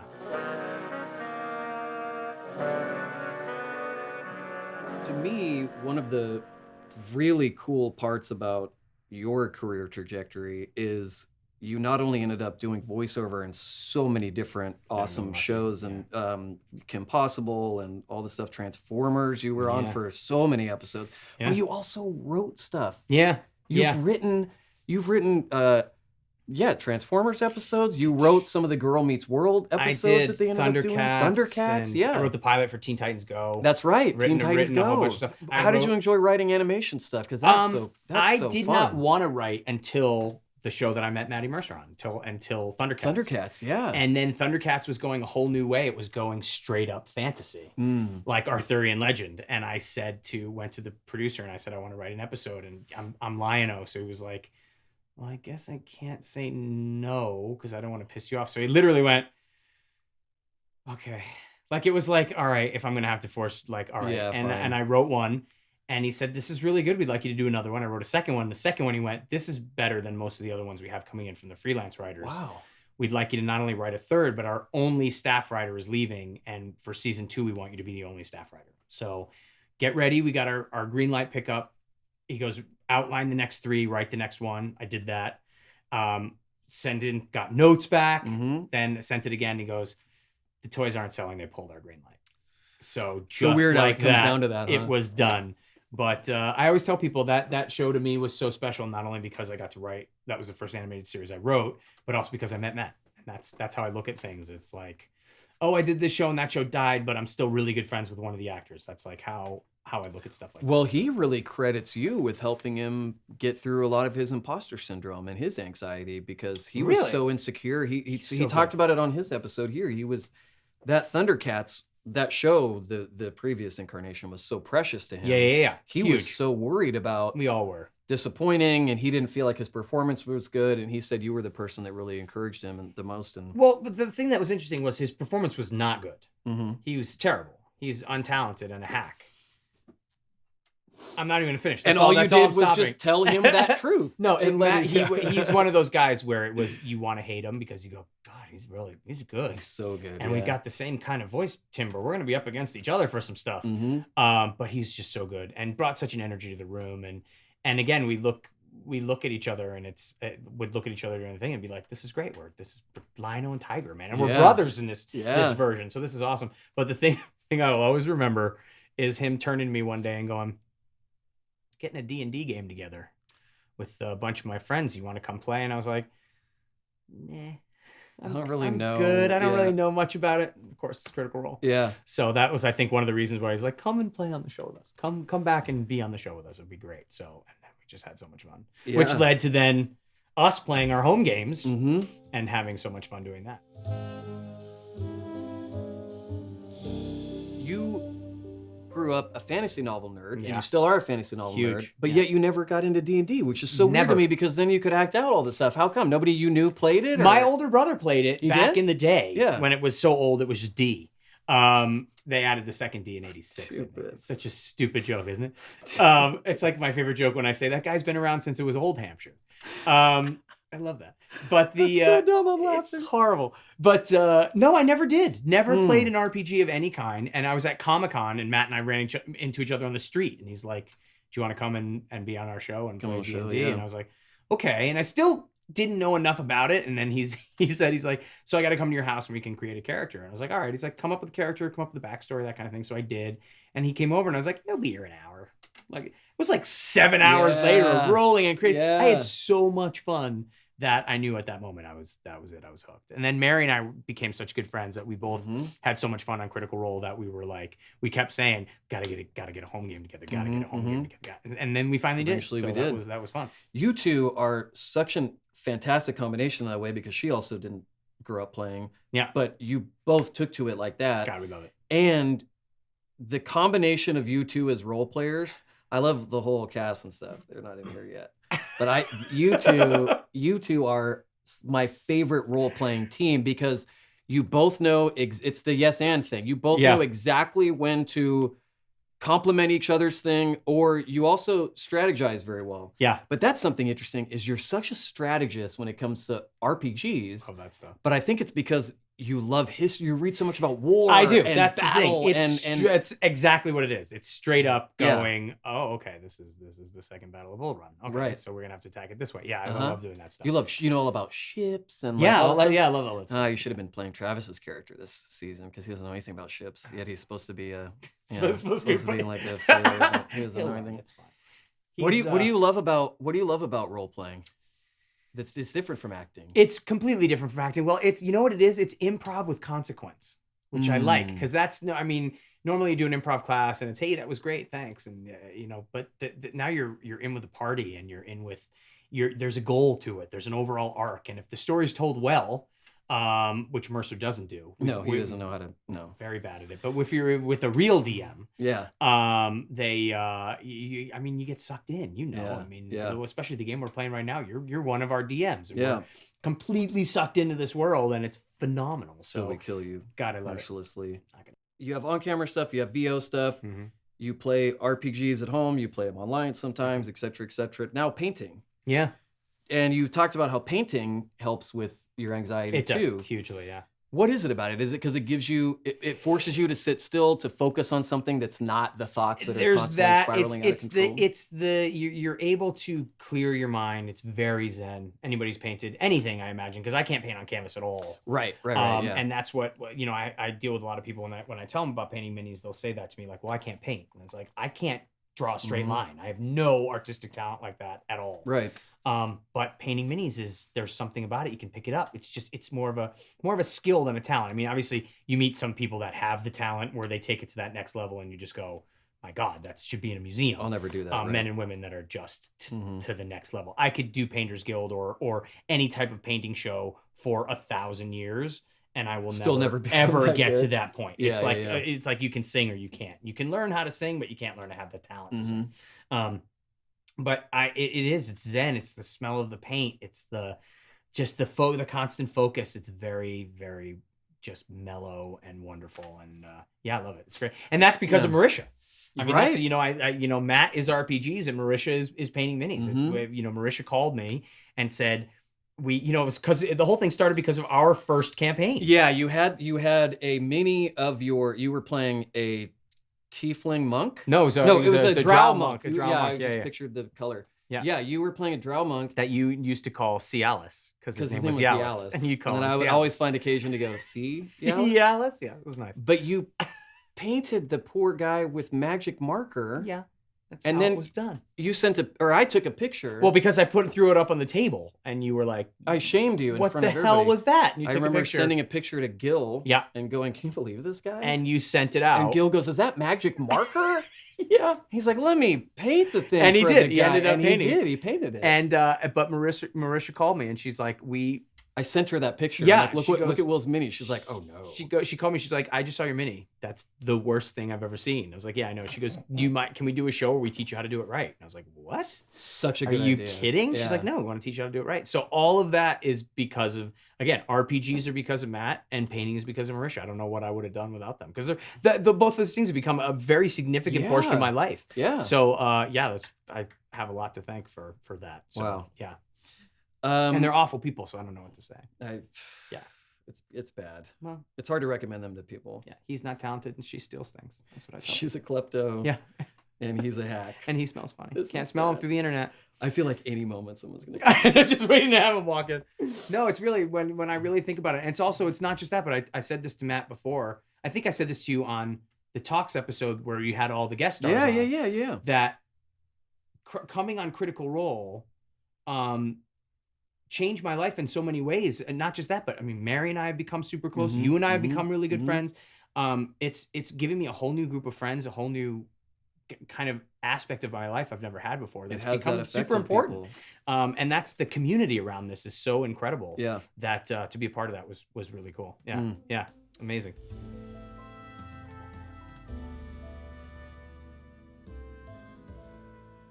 What's the most obscure fantasy series that you own in books?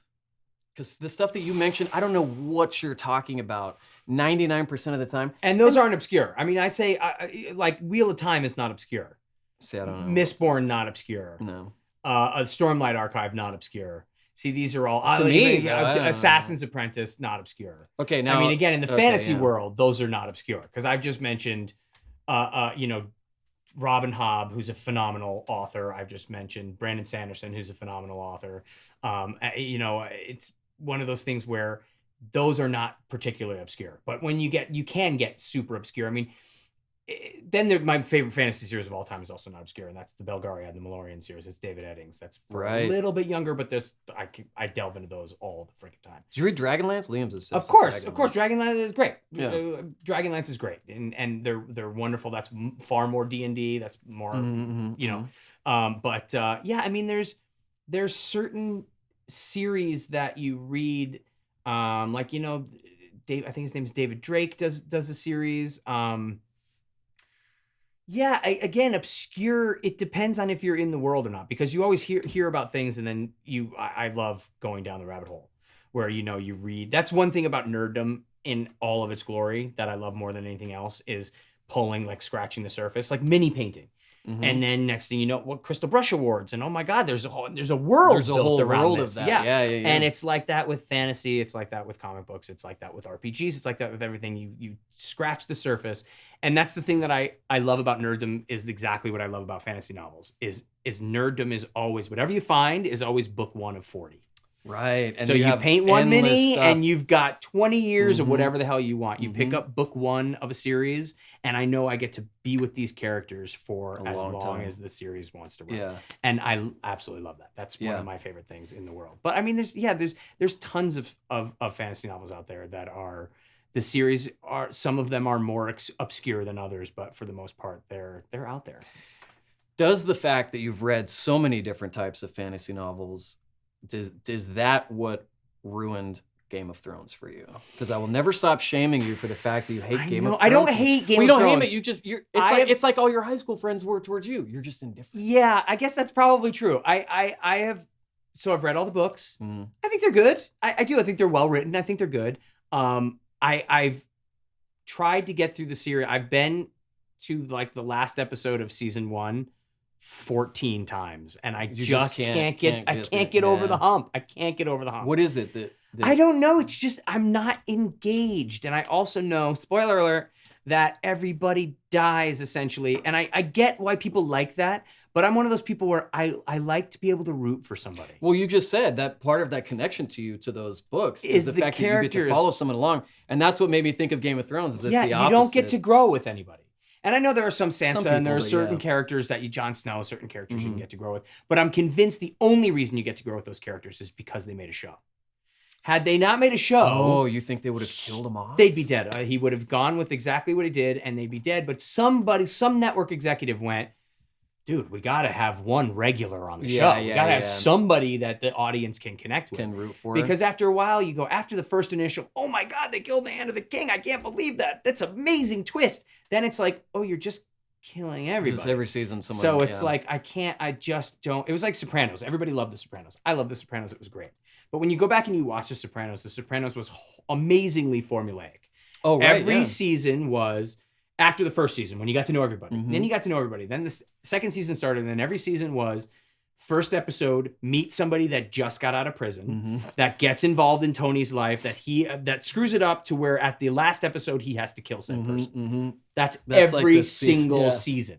And it came to that point where it was like that with Game of Thrones, where it's like, okay, whoever I'm liking right now, he's gonna kill. And I just started to just not care. Yeah. And that's the thing, like Wheel of Time is a perfect example. And people have problems with Wheel of Time. I have problems with Wheel of Time. One of the reasons is because when Robert Jordan was writing it, it was supposed to be 6 books. And it became so popular that they came up and they said, can you double that?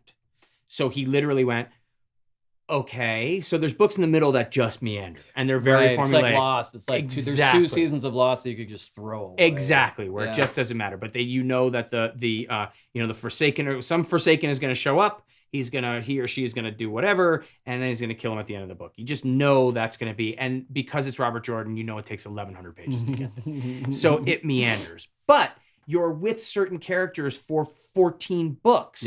Where you've been for, literally 14,000 pages. You're watching a character or two ebb and flow. They get bad, they get good, they come to, and there's something with that hero's journey, which is still, it's like, I don't want to watch Star Wars if by halfway through Luke's dead, then Han's dead, then Leia. Who the fuck am I rooting for? Yeah, exactly. And that's my problem with Game of Thrones. And I know people have a lot of I have big problems with Lord of the Rings, and that gets people to go, are you kidding me? And I don't want to hear your problems with Lord of the Rings. Do you not? All right. I don't want to hear it. I love it. Why don't we just halfway through the book, just have 8 more Hobbit songs and we'll call it a day? Well, but No, don't tell me that's what it's about. The lyrics are so beautiful, and it's you know what The Hobbit is. When you saw the movie and they were all singing and throwing the plates to each other, that doesn't warm your heart. You watch that every Christmas. No, that doesn't warm my heart. Why? Because there was 9 hobbits they made up that weren't in the book to make 3 movies that weren't in the book. No, they weren't hobbits. It's a 300-page book. Oh yeah. Yeah, it's a 3. Yeah, no, there was 1 hobbit, and then the rest were. Yeah. But it was one of those things where it just. It wasn't for me. You know what Lord of the Rings is for me? I always equate Lord of the Rings to the Model T Ford. Okay. Which is, it's a phenomenal car. It did more for the automotive industry than anything else in the world. Way better cars now. Okay, so what's better now than Lord of the Rings? Lord of the Rings. Still holds up. I would again argue that most of Brandon Sanderson's stuff is. The magical systems are so out there and so phenomenal. But would there have been? But that's what I'm saying. A Bradley Anderson, what's his name? Again, Brandon Sanderson. If there was no. Again, that's why I'm saying Model T Ford. In that Lord of the Rings was the original fantasy novel. Actually, the Odyssey is the original fantasy novel. True. But Lord of the Rings is the original fantasy series that made all of the fantasy series possible. That paved the way. The Model T Ford paved the way. Better cars now. There's better fantasy now. I understand. That's all I'm saying. And by the way, Lord of the Rings is one of those books where when you're in a room of fantasy nerds, you go, I'm not a Lord of the Rings fan. The whole room goes, oh, are you kidding me? But then half of them come up to you out of earshot and go, I don't like it. I also, That's but you don't want to have the mob against you. This is one of the things I love about you, though, is that you're not afraid to be contrary, not for the sake of being contrary, which is me. Right. I do it just to get a reaction. Get a rise out of people. Nice. You're honest about what you like and you don't, and you don't worry about hurting someone else's. No, of course not. Because if you love Game of Thrones, you're going to love Game of Thrones. By the way, I have no doubt whatsoever that if I could get over that hump, I'd be absorbing the show left and right. I have no doubt about that whatsoever. Yeah. I'm sure that if I could just get past it, it would be, because the acting, wonderful. It's a beautiful show to watch, but it's just so far, I just don't care Yeah, I about get anybody. it. I totally. And I want to. I like caring about people. I want my Harry Potter. I Yeah. want to care about Harry and Hermione and Ron. Yeah. And there again, you kill Harry Potter halfway through the first book. I just don't care. Yeah. So it's Yeah, it's a hard that's a hard adjustment. 'Cause Yeah. then who do you root for? That's the thing. Yeah. I like rooting for people. Who's the hero? I like everything spirals downwards. I want to Mhm. spiral up occasionally. Yeah. And that's the fun thing.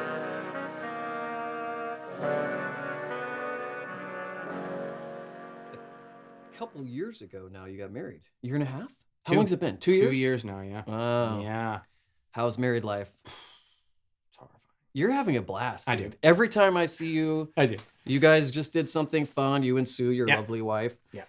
So you said you knew each other for 18 We've years. known each other 18 years. We dated originally 18 years ago. And she and wasn't for her. It was there's an age difference between us. Yeah. So I wasn't ready. We were in very different places in our lives. You're younger. I'm younger Mhm. than she is. And so literally we remained friends the entire time. I'd see her all the time. We Mhm. lived in the same town. We run into each other everywhere. And she was with a guy for like 8 years in between. I was going through my thing. I also was dating in between there. And then 7 or 8 years ago now, another reason why I miss Blockbuster Video or any video store. Stop looking at the camera, No, man. camera's mine. You talk to Camera's me. mine. Camera's mine. That's right fine. here. That's fine. Is that without Blockbuster, I wouldn't be married right now because I was returning a movie as she was walking out of the grocery store where we reconnected. And 5 years later, I proposed to her on the same spot that we remet. That's right. Yeah. Now, what was the movie you were returning? Do you remember? Okay, I have no idea. I honestly Was it don't remember. MacGruber? That's what it was. MacGruber. It was Killer Clowns from Outer Space. It was Shakes the Clown. No. Won't watch season 2 of Game of Thrones, but I'm out here for MacGruber, guys. I'll try season 2 of Game of Thrones. But yeah, it's Come like, over and watch it with me. I try to eat the popcorn, and can I be honest with you? I take very little comfort in the things you like because you're such a fan of The Bachelor that I know that we're probably not going to be on the same page with stuff. What you have to understand, Here we go. you've got to come over on a Monday night and watch, because I got Logic to come on, and now he's obsessed. But you have to understand the way broke Bobby. the way that we watch it. I did.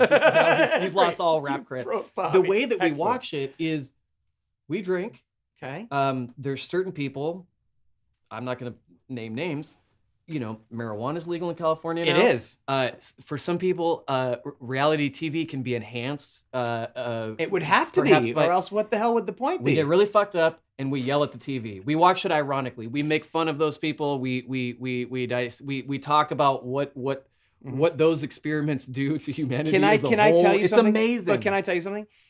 If you watch season after season, you are no longer watching it ironically.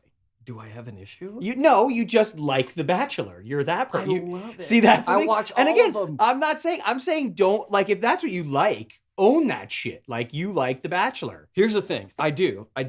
But it also is an excuse for me to have people over every Monday night because things get pretty busy. You Sure, know what it's like. of course, We're yeah, yeah. always like Yeah. trying to schedule our D&D game is It's a nightmare. impossible. Yeah, it's hurting cats. You guys, people are always out of town. Yeah. Married, sea travel a lot. It's an excuse to have everyone over on a Monday night and just hang out. Yeah. And I think that's what I like Now, about it the most. can't you do that without the degradation of the American family and society happening on Well, the screen in front of you? The thing is on the nights where people can't make it, I still watch it. See, that's what I'm saying. No, I am one of those people. I'm also a television addict, purist. I love television. I think television is done correctly, like MASH, All in the Family, Cheers, Friends, Seinfeld. It's a play in your house every day. Yeah. Or whenever it's on, it's beautiful. And then there's just the horribleness that is reality TV show, which is just killing it for everybody. You watch Seinfeld every single night when you go to bed, don't you? You and My Sue wife watch Seinfeld. insists Really? She just every loves that show? single night we watch Seinfeld. And I'll And go, you "Babe, said- how about Friends? How about Yeah. because she won't sleep. She's like, no, I know Seinfeld, by the way. You said you'll wake up in the middle of the night and we'll put it back and on. you'll turn it back We'll on put it and then back on fall back and fall back to it. sleep. I will bet you I have seen Seinfeld more than Seinfeld has seen Seinfeld. I mean, yeah. I will. probably. There I is wouldn't not. doubt There it. is not, like, if you wanted to, you could pull up your phone and go to any episode, any season, and hit a button, and I could do the scene everybody's role. Do you know any lines from the Puerto Rican Day Parade episode? Which one? Where do you want me to start in the episode? I don't know. Remember that one See, very well. exactly. What about when Kramer does the turkey basting, or he puts like butter on himself? And Yeah, goes that's up called to the roof? butter. That's the episode called the butter shave. episode 1 of season 9. No. Yeah. You know that. See, that's how So I was am with buttering myself Deadwood. up for a I'm nice that way shave. with Deadwood. Yeah, yeah. I have a friend who's going through Deadwood right now, and he's like, "Oh, I'm on episode 8 of season 2," and I'm like, "Oh, that's this episode, and this happens." Exactly. I'm that guy. That's how we are. The butter shave. Hey, buddy. Yeah. Seinfeld's so great. Whatever give me an episode and give me a scene, and I can do that. That's how I am. But great TV shows like that are comfort food, right?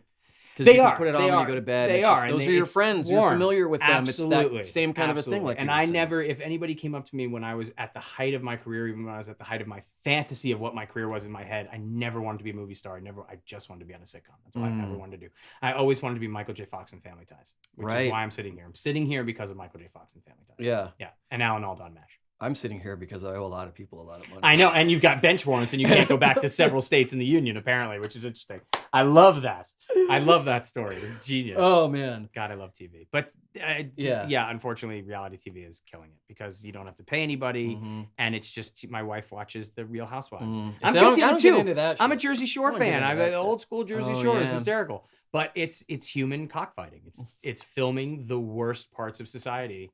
And there's been, unfortunately, a big crossover contamination of celebrity now meaning important. Have they ever? It's terrible. Yeah, exactly. Because what used to define someone that's celebrity or known is totally different now. Yeah. But have they ever asked you to come on any of those like celebrity reality shows? Yeah, like Celebrity Big Brother? Sure. Not the Big Brother, but yeah, they was asked to do all that kind of, some of that ridiculous stuff. And I was just, no, I'm not doing it. You should host like some Nickelodeon game show. That would be Dude, fun. I started on Nickelodeon. You started on Please Sit Down. Don't just sit there. Don't just sit there. I was old school Nickelodeon to the point where I got slimed. That's how old school Nickelodeon I was. But yeah, you did Don't Just Sit There in like 92? No, 80. 88? 87, 88. Oh, okay. Wait, what was it? Someone was in 92. 87, 88 was Don't Just Sit There. Yeah, back in the day. You got slimed, huh? Oh yeah. What's a slime like? It's I got slime when I went and did You Can't Do That on Television in Canada. Yeah. And the slime, it's like oatmeal, baby shampoo. That's what makes it like all stringy. And and then they get, you see it falls from height. No, it's just a guy standing over the ladder in a bucket. Yeah. And they teach you how to do it. Like first thing, right when it hits your head, you're supposed to look up like, I can't believe this is happening. So then it covers your face. So you're like, oh no. And then, great. So yeah, it was all that stuff. Frank's up there. It was so much fun though. It was, I've done some things in my career, especially when I was younger, that you look back on now and you go, the chances of being able to do that. My job for Nickelodeon when I was 14, they were moving Nickelodeon from New York City to Florida at Universal Studios in Florida. Oh, right. In Orlando. Yeah. So 2 months before the park opened, they moved my cast and I down there. And our job was to go through the park every single day with a camera crew and just go on all the rides without the park open. So we had the entire park to ourselves for 2 months. Whoa. We'd just go on all the rides and film it all day long. That was my job. Whoa. We had our own amusement park for like 2 months. That was my job. Did you ever like pee on anything cool? Or not that I can talk about. Not that I can talk about. But when you're 14, somebody says to you, "Oh, Universal, that's yours now for a couple months." I mean, crazy. Ugh. I did a show at the Royal Albert Hall in London where I was in front of 10,000 screaming fans for Disney. And it's like I was on the same stage as the Beatles. I mean, I got to do some things where I look back that if my career ended tomorrow, which in this business is absolutely possible. Absolutely could. Yeah. It could end tomorrow and I could never work again. We see it all the time. You say the wrong thing, you do the wrong thing, your career's done. Yeah. I could look back and go, I got to do some really cool stuff. Well, I think if your career ends tomorrow, it'll be because you talk shit about Game of Thrones. I think it might be possible. I think it's possible that it's because I talk shit about Game of Thrones. Yeah, I know. I'm that guy. I'm that guy that didn't like Game of Thrones. Yeah, I know. It's okay. I'm that guy.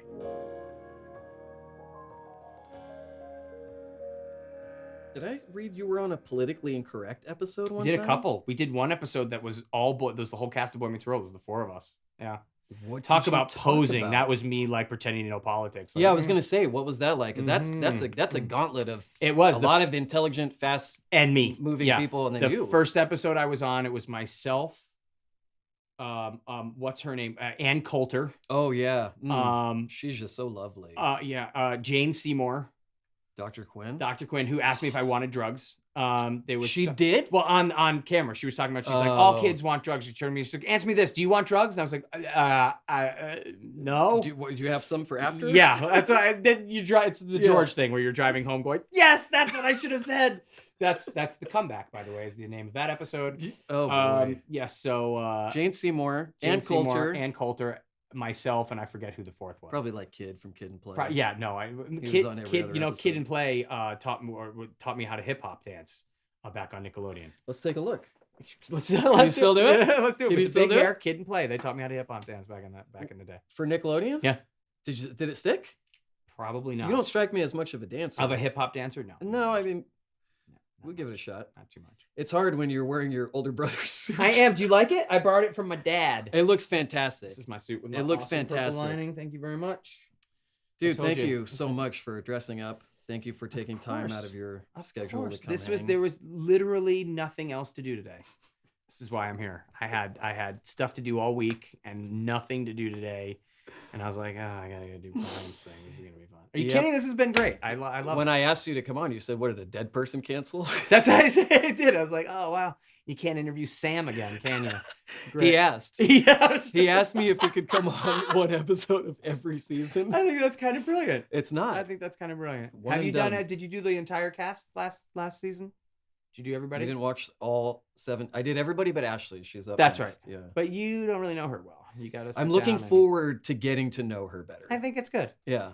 She's, I have all of my she's questions nice. I've always wanted to ask her lined up. Do you know that I think the first time I met Ashley, I think she was 7 or 8. You told me this. Like, literally, I think she was 7 or 8 years What was the you remember Who the knows? thing? Yeah. But you'd always run into each other at teen events. Yep. But I think she was 7 or 8 years old the first time I met her. That's the If thing. that. Yeah. Yeah. That's the thing I hear from Taliesin is that all the child actors and They were everybody all in the just same always circle. saw Yeah, each yeah, other yeah. and Was she in Lionheart with Jean-Claude that Van was her Damme? first film. Was Lionheart. That That was her first film. is an underrated Jean-Claude Van Damme movie. Fantastic. That's a freaking great movie, Lionheart. Fantastic. Yeah. Yeah. That's a freaking That great one movie. and the one he did with Dennis Rodman. He did a film with Dennis It's Rodman? bad. I'm joking. Oh It's god, terrible. it can't be as bad as you remember Sudden Death? Yes. Yeah. What was that like 90? Something I forget. It's not as No, good as the but- one where he plays his own twin brother. Do you remember that? Yeah, that was Double Trouble. Double Trouble. or double Twice the Van Damage. That was the key. That was the tagline. He'll do twice the Van Damage. Yeah. We got to get Matt to use that in the game. We should now do very quickly before you're going to wrap up because I can tell you want me to get out of here. Can tell by the way I we're really wrapping up. want to go. I know. I've- I can tell. Do you know what 80s cult hit Hmm. is one of the first times you can see Jean-Claude Van Damme? He's a featured extra. 80s cult hit, Big Trouble in Little China. No, God. Okay, hold on. No. God. 80s cult hit. Cult hit. You know Breakfast, what it is. The It does- Breakfast Club. No. 80s cult hit, Jean-Claude Van Damme is an extra. I want to say Steel Magnolias. That was 90s. Who is it? Yell it out. Predator. No. Well, what? Breakin'. He Breakin'? was in Breakin'. Who is Ian Breakin'? A He's waiter? a featured extra. They're having their break dance off at the Santa Monica Pier, Uh-huh. and dead center in a unitard dancing like this is Jean-Claude Van Damme. No Go way. Google it. Okay. My favorite movie about karate is Three Ninjas. Familiar Oh my with, God, are you kidding? But one of the Three Ninjas is one of Ryder Strong's oldest friends. I was going to say Sean that Fox. was about the same time frame Yeah. that you guys were all Sean doing Fox, stuff. who's like a doctor or something now. He's something completely different. Him and Jonathan Taylor Thomas on their own island, and they're all living, Jonathan spending Taylor their Thomas, Three Ninjas yeah. money. I love you, dude. I love you too, man. Thanks for coming. And Thank you for having me. Yeah, This is really cool. it was awesome. I man. appreciate that. Yeah, And can we please play our D&D game soon at home? Because we got stuff we got to do. it's time to die. No, not a chance. You're not going to take us out. It's time to die. Mary and I. After what you Mary said and I. today about Game of Thrones, it's time to die. I can't wait for you to. I'm gonna have you killed by an Read different NPC stuff. that's like a Game of Thrones character.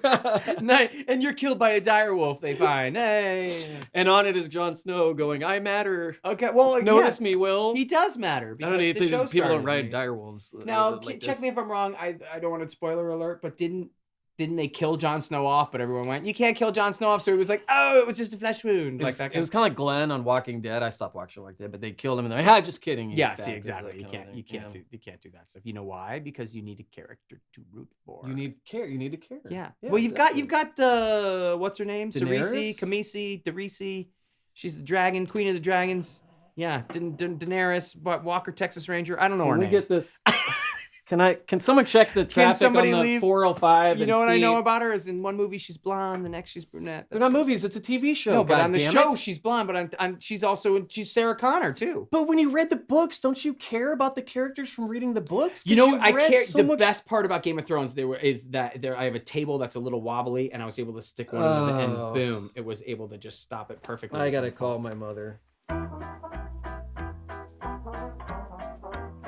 The American Trilogy, created in 2007 by Richard Baccato and Michael McElroy while both were working at Little Branch in New York City.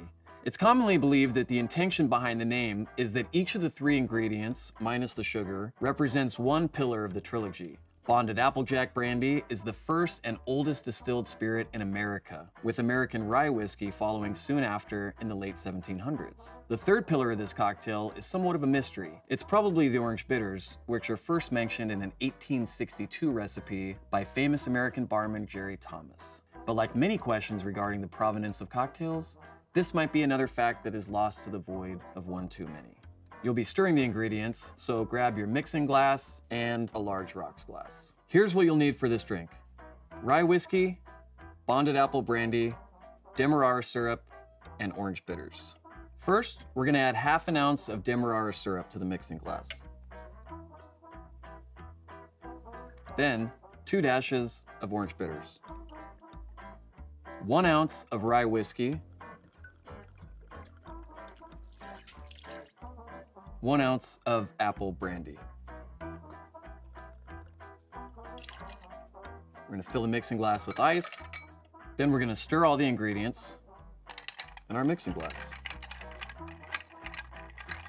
Then strain into a large rocks glass over cubes or large ice.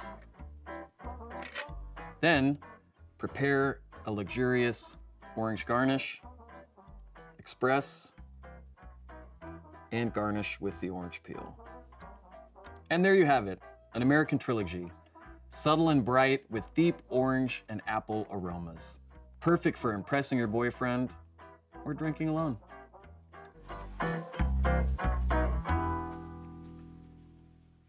Thank you so much for watching Between the Sheets. New episodes are uploaded to YouTube on Wednesdays, and if you want to watch the show live, it airs at 7 p.m. Pacific at twitch.tv/Critical Role. Thanks for joining us.